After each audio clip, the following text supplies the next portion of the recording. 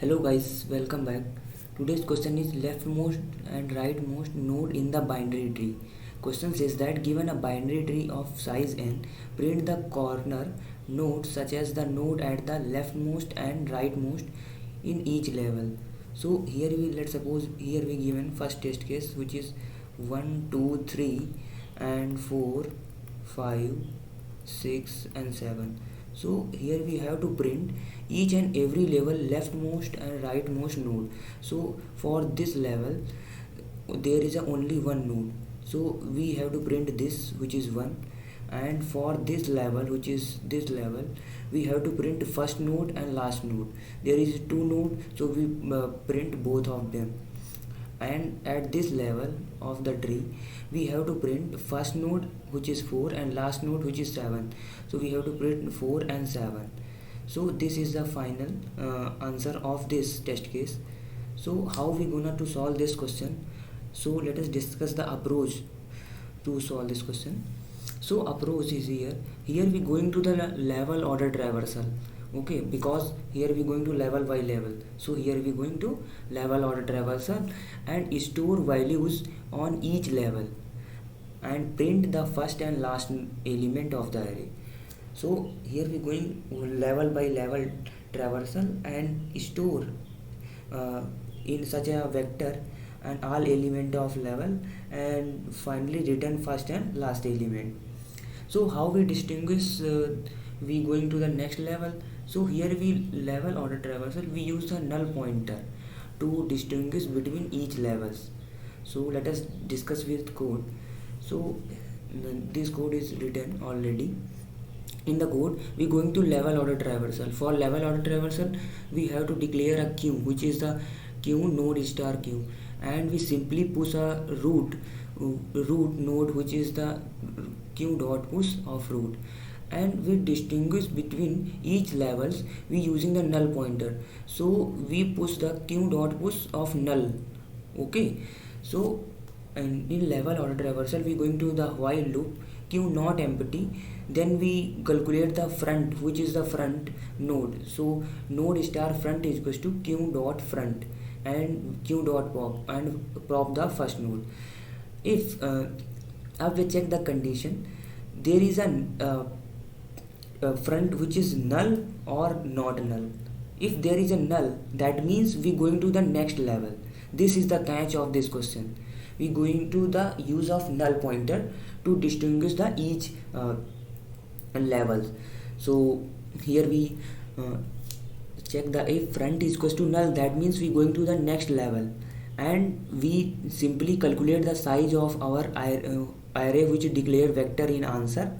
We declare size which equals to answer dot size, and we simply output the first and last element of answer. So see out answer of 0, and if there is a more than one element, if so we check the condition. If size is greater than 1, that means there is a one more than one element, so simply see out answer of size minus which is the last element.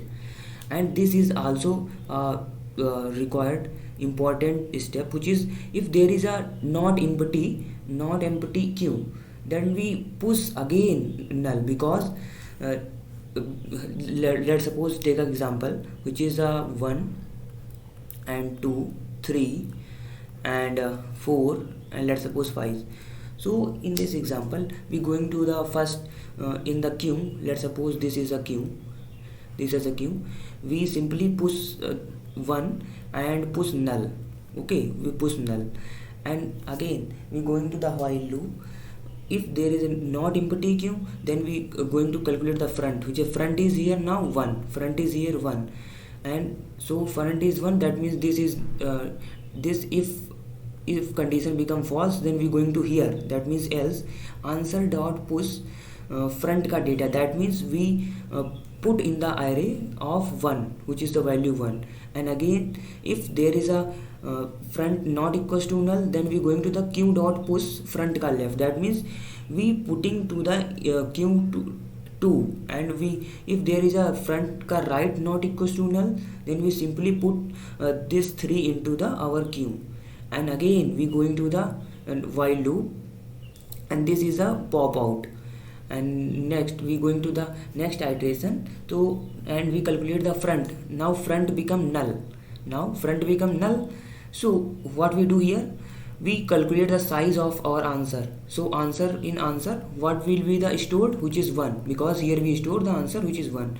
And now we calculate simply first see out first, which is first value, which is now here is 1, and calculate the size is greater than 1. That means here is not the size greater than 1, so we not going to the see out the last, because there is only one element.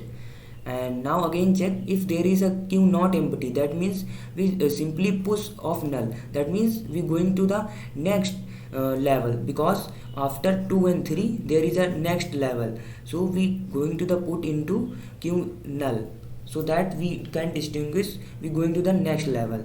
So that is why we going to put in this the queue. And after that, after going to the next level, we simply answer dot clear, because we going to the next vector, next level. Then we clear our answer variable, which is stored in each and every levels values. So after going to the next level, we clear the answer vector, so that new levels value come. And now again we check if there is a front, then we going to the 2 here, and then we going to 2 here, and simply push the answer in the vector, and now answer become here 2. And again if there are 2, if 2 left and 2 right not null, then simply push the into in the queue. And again we check if going to the next iteration, which is a 3, and 3 is not a null, so we answer dot push back. That means in answer variable that 3 is pushed back. And again we check if there is a not null, that will push, but 3 left right both are null, so we do not do anything. And again we check going to the null, that means we going to the next level. Okay, because for this again iteration there is a next level, so we detect there is a next level, because in the now the queue is front is null. So we going to the calculate the size, and simply going to the see out the first and last value of array, which is a 2 and 3. We simply our see out 1 2 and 3. Now again we going to there is a queue not empty, then we simply push again null. Okay, so null is using to the detect the next level. So let us try and run for one case which is given here, which is 1 2 3 4 5 6 7. So we going to the declare a queue, which is in the declare queue we going to the put our the root and the null. So we put the root value and the null, which is n here. And now again we declare a answer vector. So now here declare our answer. So we going to the while loop, queue not empty. So queue not empty, and we check the we going to the calculate the front. So front is here is 1, and now front pop. So this is pop, and check if front is equals to null, but front is not null. So going to the here, if I answer dot push back front का data, so answer in which is 1, because front का data which is 1 now. And we again check if front not null, front का left not null, right not null, then we simply put back to in the queue. So front का left which is 2 and front का right which is 3, so we simply put into the queue. And again we going to the next iteration, which is queue not empty, because queue not empty, and again check the front. Now front becomes this, which is null, and simply queue dot pop, and this pop out of the queue. And again check front is null, obvious queue is front is null, so we check the size of our answer. So answer is size which is 1, because there is a 1 element, so simply see out our answer which is 1. So answer here written is 1. And now size is greater than 1, but size is not greater than 1, so this is not executed.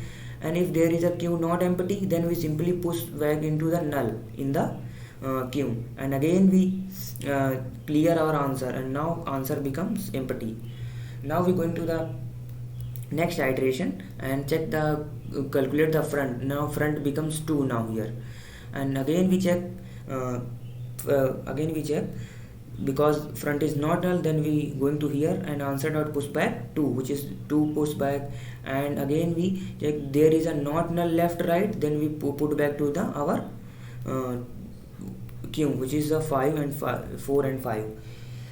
Again we going to the next iteration, and this is pop out. Now again with this iteration, which is the front is 3 now, and q is pop out, and again we check, but there is not null, 3 is not null, so we going to the answer dot push back 3. So here 3 is become, and if there is a not null of left right, then we simply push back into the q, which is 6 and 7.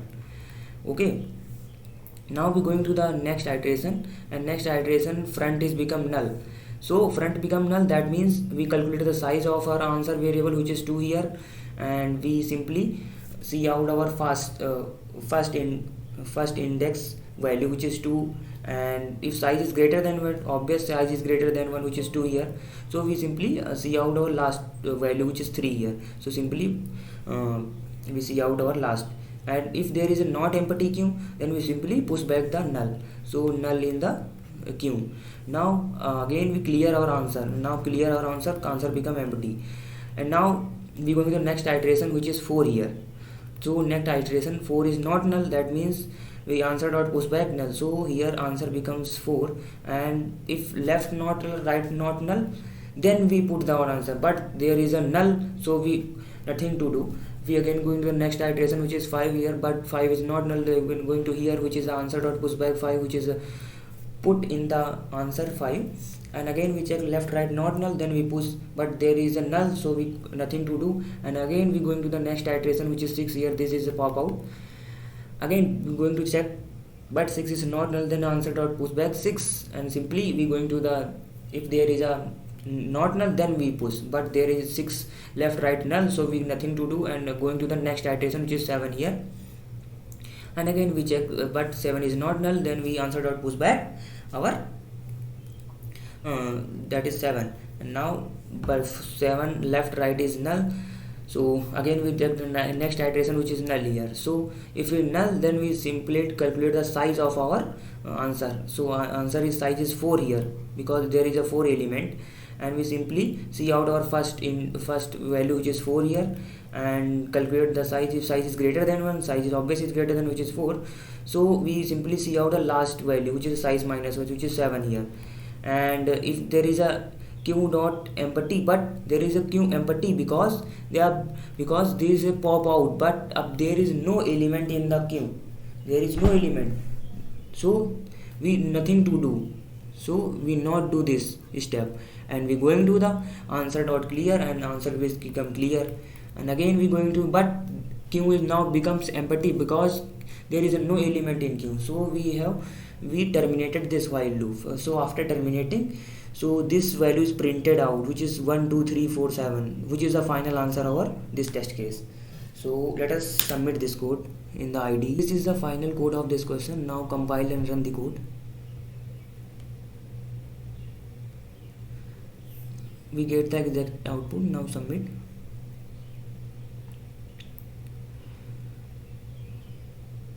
So all test case passes.